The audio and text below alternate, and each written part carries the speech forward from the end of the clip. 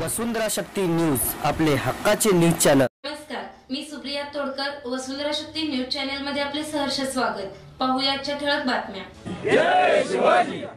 आज या ठिकाणी स्टेजवरील असलेले सर्व नेतेगण आणि चुकून जमलेले सर्व मराठा बांधव, गेली अनेक वर्ष या गावात लढाई करत असताना मी सुद्धा त्यावेळेला समाजाला आव्हान केलं होतं, मला 50 गाड्या आणि 50 जर युवक तुम्ही दिला तर याची सत्ता उलटून टाकायला फार वेळ लागणार नाही, पण ते आज टाकायची काय वेळ आली नाही। आणि म्हणून प्रथमतः मराठा मंडळाचं सुद्धा अभिनंदन करतो। आयुष्यात पहिल्यांदा मराठ्याने मराठ्याला पाठिंबा दिला,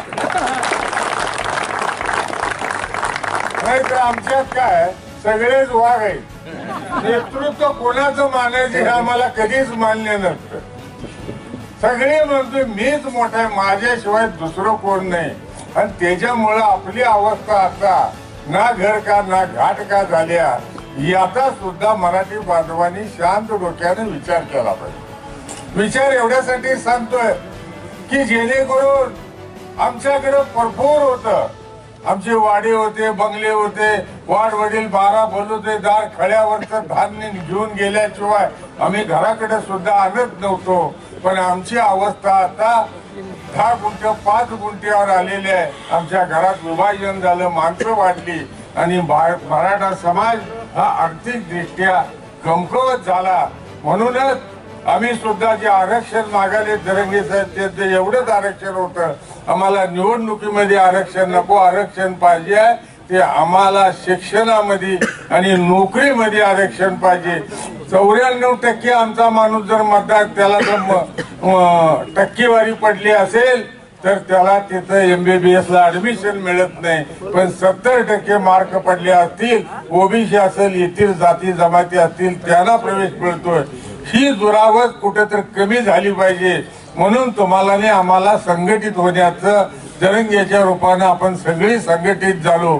पण आज रात्र वैरेची आहे मित्रांनो, हे सगळं करत असताना आज आम्ही सुद्धा फिरालोय, आम्हाला सुद्धा वाटायला लागले जाईल तिथं तुतारी दिसाल्या, पण मित्रांनो पुढचे 2 दिवस हे डोळ्यात तेल घालून तुम्हाला ने मला काम करावं लागणार आहे।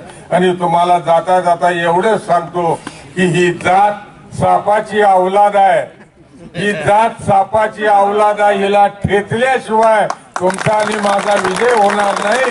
म्हणून सांगतो त्या सापडणाऱ्या सरपटणाऱ्या जातीला या केपाला कोणत्याही परिस्थितीत ठोकून काढलं पाहिजे आणि मराठ्याचा झेंडा लावण्याचं काम तुम्ही सर्व बांधवांनी करावं अशा प्रकारची विनंती करतो।